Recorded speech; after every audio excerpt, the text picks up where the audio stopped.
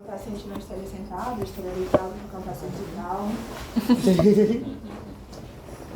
Vocês chegaram a ver alguma coisa sobre atendimento do paciente traumatizado? Primeiro semestre. Não. Tá, mas Primeiro vocês semestre viram estiveram comigo, né? na aula do Rival ele falou, né, do ABCDE. Ah, sim, Então é o sim. que a gente vai fazer aqui, a gente vai seguir esse ABCDE.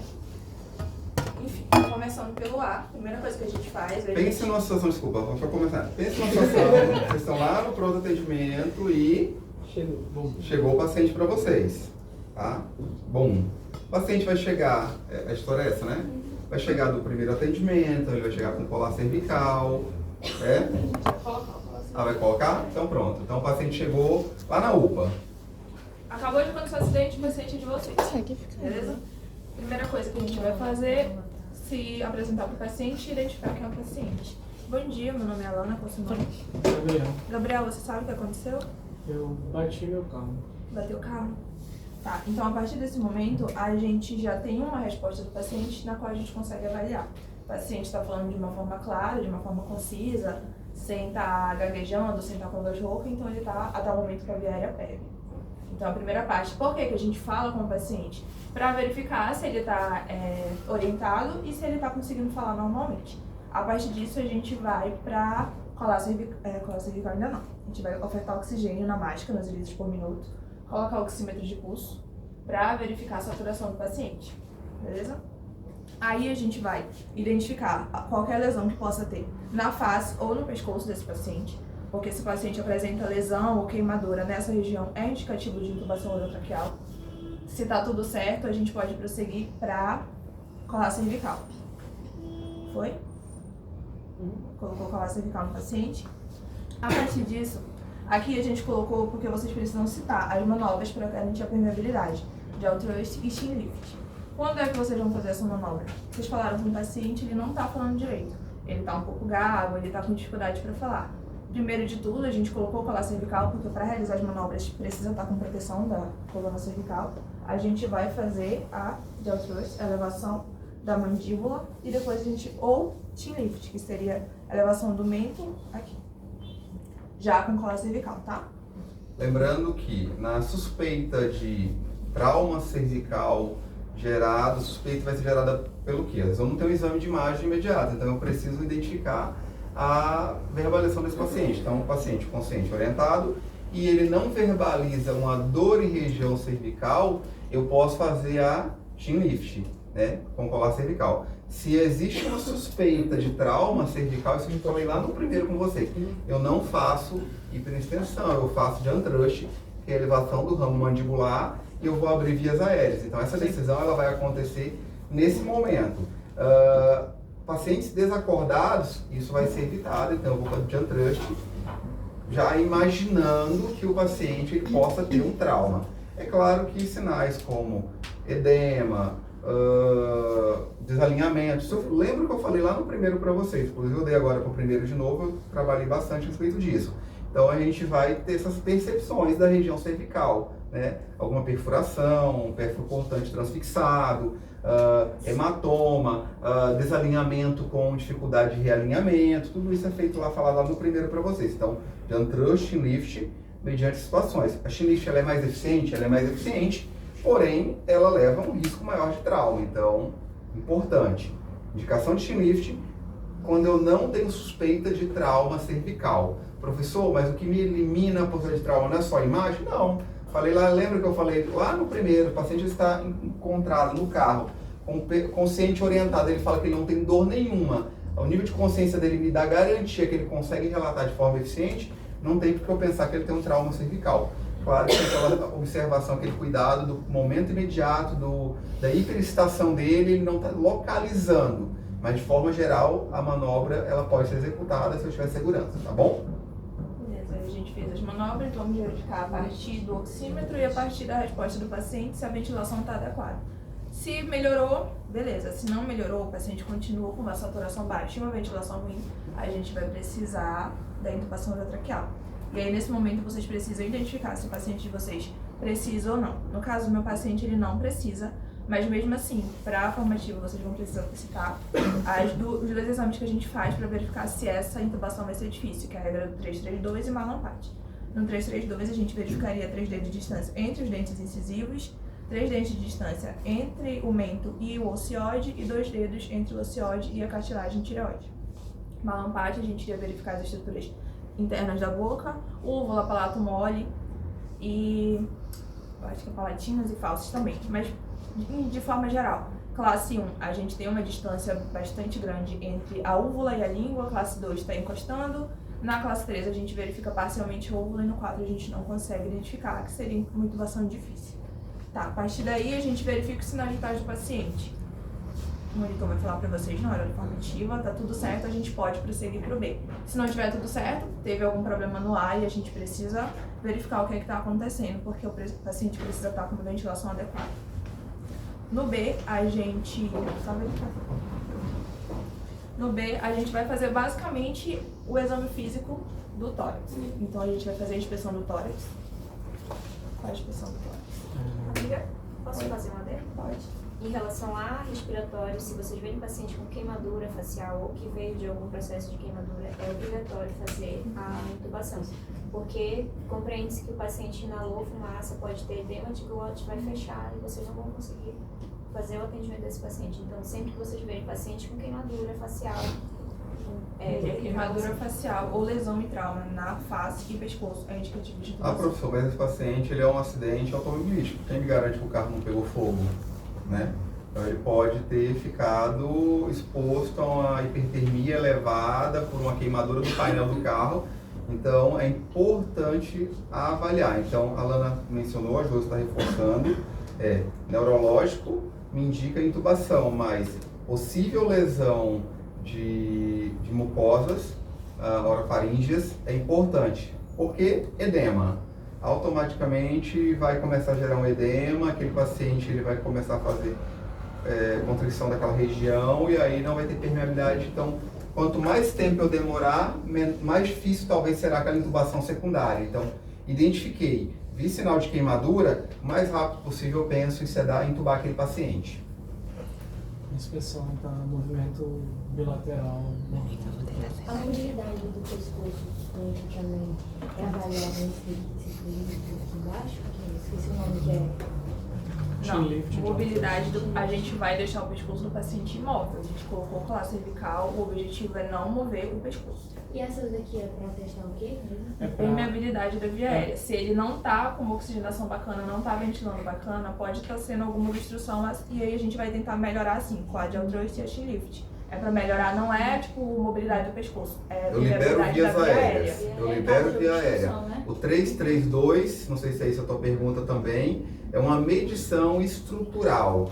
É assim, o 332 ele me direciona para uma complicação de intubação. Independente do paciente ter trauma ou não de face ou cervical, anatomicamente tem variações que podem acontecer. Então, quando eu pego um paciente que a avaliação dele ele é um 332, ele me diz que é uma intubação facilitada ou de menor risco. Isso não é uma regra tão engessada na prática. A gente faz a medição, mas às vezes eu posso ter uma intubação complicada. O paciente tem uma hiperglossia, ou seja, a língua dele naturalmente já é maior.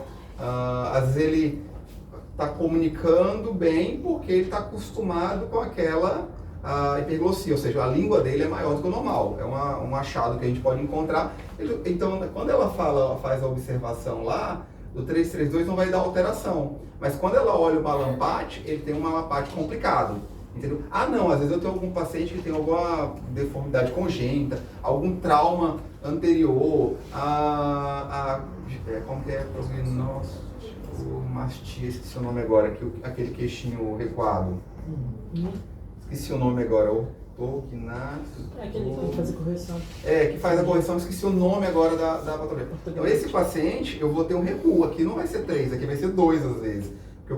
E esse paciente, ele é um paciente que vai me indicar a uma intubação mais complicada. Não quer dizer que eu não vou fazer a intubação. É só para que eu me anteceda poxa, esse paciente vai ter uma indicação mais complicada. Então, 332 é basicamente para eu ver, vai ser legal? Professor, eu pego uma intubação, o paciente ele não é 3, ele é 4, por exemplo. top, mais fácil ainda, entendeu? Não quer dizer que eu tenho que achar o 332, é uma regra que se replica em adultos. Mas se eu pegar, por exemplo, tem paciente que tem aquele queixão grandão, entendeu? Então, às vezes eu vou achar que um 4 aqui, não um 3. E depende também muito do meu tamanho de dedo, né? Porque eu uso o dedo como referência adulto, mas vai depender do que a Rafaela tem um dedinho fininho. Então, é só vocês entenderem. Então, esse 332 é basicamente para avaliar pacientes com números menores que esse, pode me indicar uma intubação mais complexa, mais difícil. Eu tenho menor espaço para trabalhar com o laringe com o tubo. É basicamente isso só, tá? Mas eu faço ele, assim como eu faço o malampate. O malampate, ele está associado, eu falei da hiperglossia, que é a língua aumentada, mas eu posso ter um paciente que mordeu a língua na hora e a língua dele está inchadona.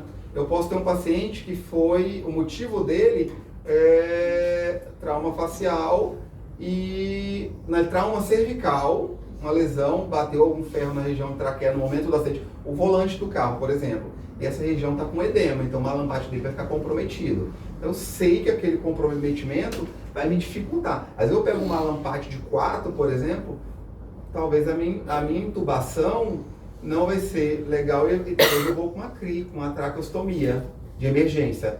Na prática, eu sempre vou tentar a intubação mesmo que eu tenha um malampate de 4, porque a intubação, ela querendo ou não, é menos invasiva e dá menos trabalho do que tentar fazer uma CRI com a tráqueo, né? Mas é importante que eu entenda e saiba o que eu vou encontrar no momento da intubação, se eu decidir fazer a intubação, beleza?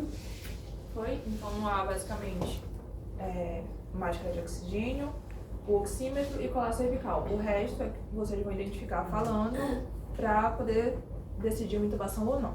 No final, a gente verifica os sinais vitais, se a saturação está boa, está ventilando legal, a gente passa para o B. No B, a gente começa com inspeção do tórax. A inspeção tem movimento bilateral normal. Palpação. Sem dor, sem crepitação. Auscultar. Murmúrios vesiculares presentes bilateralmente. E percussão. Claro, pulmonar bilateral.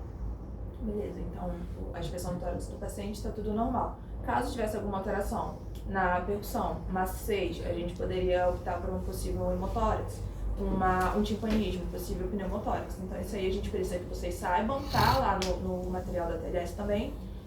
A gente não vai pedir uma conduta definitiva, mas vocês precisam identificar o que o paciente de vocês está apresentando no momento, beleza? Agora a gente chega sinais vitais novamente. Só uma pausazinha. Vocês estão entendendo o que eles estão fazendo aí? Sim. A gente já fez inspeção, então não tem porquê nesse momento eu gastar tempo fazendo tudo, entendeu? Porque o tempo nosso é apertado. Então, numa situação real, vocês iriam fazer exposição do tórax, ausculta. Não, nós vamos trabalhar dessa forma. Dessa forma. Eu quero saber se vocês conhecem o passo a passo do ATLS. Que naquele momento você teria que inspecionar tórax, fazer a ausculta. Entenderam? Então, no ATLS a gente fecha dessa forma. Método. Aí, a gente vai falar. As pessoas falavam que o professor reforçou. Antes do B, a gente teria que fazer a exposição do tórax. Então, provavelmente a gente cortaria a blusa do paciente. Não teria como tirar, né? A gente cortaria a blusa do paciente para fazer essa inspeção. Tudo bem? Vocês vão falar isso. Eu vou fazer a inspeção do tórax, tirei a blusa dele, cortei a blusa dele, entendeu? Fundamentalmente cesariana. Aí, sinais vitais tudo certo, a gente passa para C. No C, a gente vai verificar a circulação e possíveis choques, né? Então, a gente vai, primeira coisa de tudo, fazer a obtenção de 1 ou 2 acessos periféricos nos membros superiores, que é por onde a gente vai fazer reposição de fluidos. Principalmente, na maioria dos pacientes, a gente começa com riglactato aquecido. Fez isso, a gente vai verificar se o paciente apresenta algum foco de hemorragia em toda a região do corpo. Interno, externo. Seja ela interna ou externa. Para verificar isso, a gente vai fazer palpação. Não vamos pedir para vocês aqui, se vocês vão ver lá no quarto, mas vocês precisam saber. Aqui a gente faria exame do abdômen, exame da pelve e palpação de membros inferiores e braço. A gente só vai pedir para vocês citarem que vocês vão identificar foco de hemorragia, seja interna ou externa. Identificou esse foco, a gente vai controlar essa hemorragia. De que forma? Se for uma fratura exposta, a gente vai fazer a contenção dessa fratura. A gente vai imobilizar, colocar para o lugar correto, faz a imobilização. Porque aqui Aqui a gente está fazendo esse atendimento inicial, então a gente precisa que o nosso paciente esteja estável. A gente não vai fazer meio que nenhuma conduta definitiva agora, vai ser mais uma estabilização geral. Do C, é isso. Amiga, só informar pra ele, se o paciente estiver com algum objeto estranho no tórax, Aqui no B. A gente vai fazer a estabilização desse corpo estranho. Seria lá no B, todo o exame do tórax. Mas caso fosse no abdômen, a gente também faria a estabilização desse corpo estranho. Tudo bem? Caso tem que citar. Sim. No Como B. assim estabilização? Colecionamento de circulação também. Oi? Colecionamento de circulação. A gente está falando de choque. Mas a parte do corpo estranho, porque, por exemplo, se o paciente tomou uma facada, tu não vai tirar a faca. É só deixar A isso. remoção é feita em centro cirúrgico. Lá não é falado para a gente, não faz a prática. Mas, por exemplo, corpo estranho no tórax.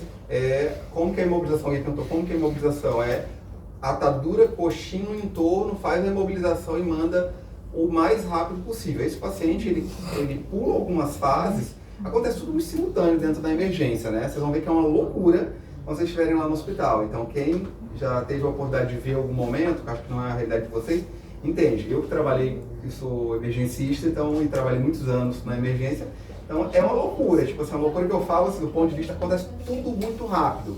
Ou seja, o paciente chegou, é um corre-corre para lá, o centro cirúrgico é acionado, então a equipe é muito ativa, mas esse espaço eles devem ser garantidos. A gente faz de forma muito mnemônica para vocês organizadinho, mas acontece tudo muito simultâneo. O paciente é avaliado neurológico, é feita a observação, é feita a estabilização cervical, é ofertado oxigênio, é feito o controle hemorrágico, a estabilização automaticamente já tem alguém que está naquele momento estabilizando aquela faca, aquele pau, que seja, ou seja, eu coloco coxins, gás, compressa, enrolo e dou uma estabilizada. Por quê? Eu crio um ancoramento dele, né? Então é extremamente importante que isso aconteça, caso seja evidenciado, tá? Aí no checklist de vocês a gente colocou essa estabilização de corpo estranho no B, porque meio que vocês já viram o tórax. Mas em qualquer região do corpo a gente faz essa estabilização do corpo que você falou, tá? Aí depois do C a gente vai... Só uma observação, que me deu um startzinho agora. O Olival, ele falou para vocês que o ABC está em que ordem? O X não está entrando? Ele não sabia falar. Você está perguntando. Porque o X, por que eu quero falar disso? Essa atualização ela não aconteceu no ATLS ainda, então talvez gere uma situação. Isso são protocolos, vocês conseguem entender que o ATLS é um protocolo? Né? Que o ACLS é um protocolo? Que o PHTLS é um protocolo? No PHTLS, e quando eu faço com vocês lá no primeiro, faço uma falazinha, o PHTLS, a gente fala de imobilização, eu falo no PHTLS, que é o pré-hospitalar, ele traz a exsanguínea como prioridade. Então, vem o X na frente do ABCDE. Tá? Como a gente está trabalhando com a ATLS e não houve essa atualização, mesmo que o PHTLS entendeu que sangramento ativo tem um risco muito maior, para nível de protocolo, o ATLS ele não houve atualização ainda. Não sei se na próxima vai acontecer. Então, só para vocês não confundirem. Então, por isso que o X, ele não está aqui no ATLS, ele é do PHTLS. Tá bom? Só para não gerar essa confusão. Então, como a gente está trabalhando com a ementa ATLS, é A, B, C, D, E, e a exsanguínea, nesse caso, vai ser feita no C. Fica claro? Observação. O PHTLS está mais atualizado, ele tem um estudo mais recente, então, de forma geral, e a gente, na assistência, a gente controla o sangramento simultaneamente. Né? Essas coisas elas acontecem simultaneamente. Eu sempre falei lá no primeiro, quando eu dei aula para a professora Bruna para vocês, eu falo que os atendimentos acontecem simultaneamente. Quando eu tenho que elencar uma ordem de prioridades, o exsanguínea se mostra mais urgente do que todo o resto. Tá? Mas pro ATLS, que é o que a gente está trabalhando, a Lana está fazendo o fluxo correto. Tá bom? Só para não gerar essa dúvida. Agora a gente passa pro D. No D a gente vai fazer avaliação neurológica, né? Verificar se o paciente apresenta alguma disfunção. Acredito que o Olival falou para vocês que o D a gente basicamente faz desde o início do atendimento. Mas aí, para que a gente possa finalizar, principalmente a escala de Comedy Glasgow, a gente coloca esse D depois do C. E aí, como vocês não passaram pelo segundo, não sabem fazer Glasgow, a gente não vai cobrar. fazer o Glasgow, mas eu preciso que vocês sigam. A gente faz a avaliação pupilar pelo reflexo fotomotor para verificar se o paciente apresenta a constrição da pupila. E a gente faz a escala de coma de Glasgow, que seria, a gente tem abertura ocular, resposta verbal e resposta motora, onde a gente teria uma pontuação. Se a soma dessa pontuação for menor que 8 ou igual a 8, a gente tem indicação de intubação orotraqueal, tá? E aí no D a gente vai ficar com isso. Ficou claro? Sim. O que a gente quer de vocês que vocês entendam que tem que fazer a fotorreação pupilar, ou seja, pupilas, que aí não vamos entrar em detalhes, mas se a pupila está anisocórica, se a pupila tem hipersensibilidade focal, está normal, se não tem, está normal. E são coisas que é lá do segundo, então não vou trabalhar com vocês vão ter que falar que foi feito e deve ser feito a investigação neurofocal, né? Reação pupilar e a escala de coma de Glasgow deve ser aplicada. Isso eu quero que vocês falem. Vocês não vão detalhar elas porque vocês não passaram pelo segundo, infelizmente. Tá, e a gente vai para a última parte, que é o E, onde no E a gente começa com a exposição de todo o corpo do paciente. No início a gente expôs o tórax, agora a gente faz a exposição completa, onde a gente vai verificar toda a superfície corpórea em busca de alguma lesão, cicatriz ou mancha, tanto na frente, quando a gente rola o paciente para verificar também o dorso. Caso a gente encontre alguma coisa, a gente vai fazer o tratamento e avaliação dessa ferida. E por último, a gente vai controlar a temperatura. Então a gente precisa cobrir esse paciente novamente, não vai deixar ele descoberto, porque a todo momento a gente precisa evitar a hipotermia. E é isso. Foi tudo. Vocês têm alguma dúvida, gente? Vocês entenderam isso? Juntando o que o Lival passou, e aí assim, eu acabei não acompanhando, alguma coisa do que ele falou ficou duvidoso para vocês, tirou alguma... Fora dessa parte farmacológica, que não é o foco, dessa assistência, focando nisso, alguma coisa ficou diferente do que ele falou? Gerou dúvida? Ficou contraditório às vezes com o que ele falou? Acho que não, porque é um protocolo, mas alguma coisa gerou dúvida? Não. Então esse é o ATLS. Lembra que a gente está dando uma observação muito sintética, muito compacta do processo. Então tem várias variáveis, as variáveis são muitas, né, no atendimento, mas eu preciso fazer o ABCDE, né, e aí as clínicas diferentes vão me sugerir condutas diferentes. Então o que vocês estão aprendendo aqui nesse ciclo extremamente básico, desse ciclo básico, né, que é extremamente focado no faz, não faz, é isso. Mas é um mundo, o ATLS é um mundo, e ele se soma, ele se mescla o tempo todo com a CLS, com o PHTLS, então são maneiras diferentes. Então o que vocês aprenderem lá em mobilização vai ser usado aqui, entendeu? Na contenção da exsanguínea, né? Lá no primeiro vocês aprenderam com a gente, como que faz, como que eu controlo. Então isso é usado junto ao PHTLS. A gente não vai cobrar desse momento, então o que a Alana fez é o que a gente quer que vocês executem.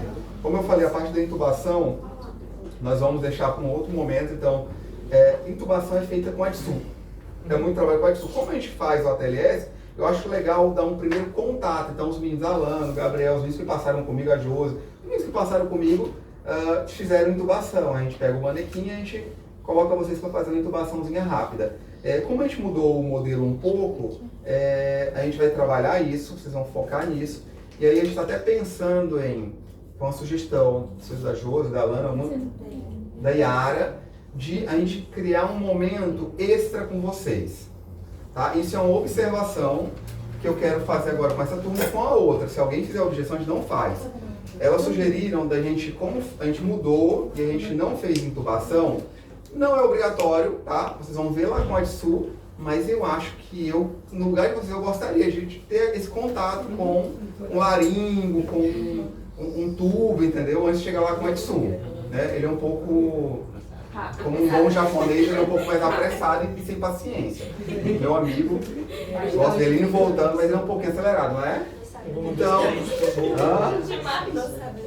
teve uma vez que a gente chegou 1 minuto atrasado e ele já tinha demonstrado uma toracotomia.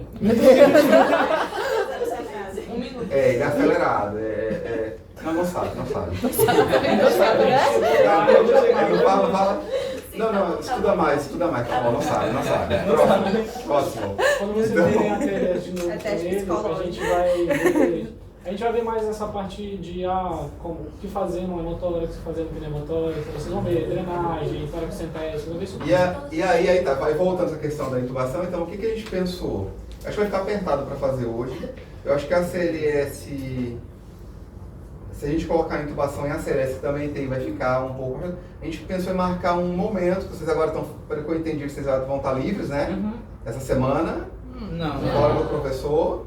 Não. Semana que vem. Estão acabando já com as coisas de vocês, né? Semana que vem. Mas já deu algumas coisas finalizadas, finalizaram. é Mas assim, ó, então tá. Vamos fazer, a gente vai prova. seguir o cronograma. Gente, pra mim, se vocês falarem que tá bom, eu não tenho que dar intubação. O que eu pensei? Em seguir agora, a gente faz a TLS dessa forma, a gente segue o cronograma, e aí eu vou, a Raíssa e o Nádio vão ver um dia com vocês, que os monitores já se disponibilizaram, ó. Fora do cronograma, eles se disponibilizaram, a gente marcar um dia pra gente fazer com vocês, entendeu? A intubação, pra se falar a verdade, eu consigo fazer só com vocês. Porque só tem um manequim, então eu consigo fazer só com eles também. Mas a gente vai organizar um horário, se vocês quiserem, a gente vai colocar lá no grupo, pra gente fazer intubação. Um dia de intubação, tá bom? Rápido, a gente vai chegar, eu vou fazer uma pré-leiturazinha rápida de como que é o processo de intubação. A gente vai falar um pouquinho do malampate, da técnica de intubação, técnica de empunhamento do laringo, manobra do laringo, e a intubação, e todo mundo faz uma intubaçãozinha. Então é uma prática rápida, eu acho que vai ser legal para você chegar lá com a Atsu, tá? E se você pegou no cabo diferente, não assim, próximo. Não sabe. Não sabe. Ele é maravilhoso, ele é muito bom. Eu não entendo o que ele fala. Mas ele é acelerado. Ele fala 10, eu entendi. Então assim, eu acho que é legal. Então a gente vai seguir o cronograma, como eu falei.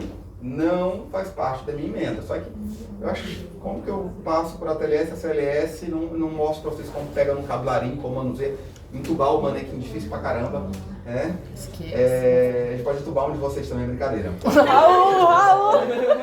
Eu não conheço ninguém que Dá pra entubar de boa.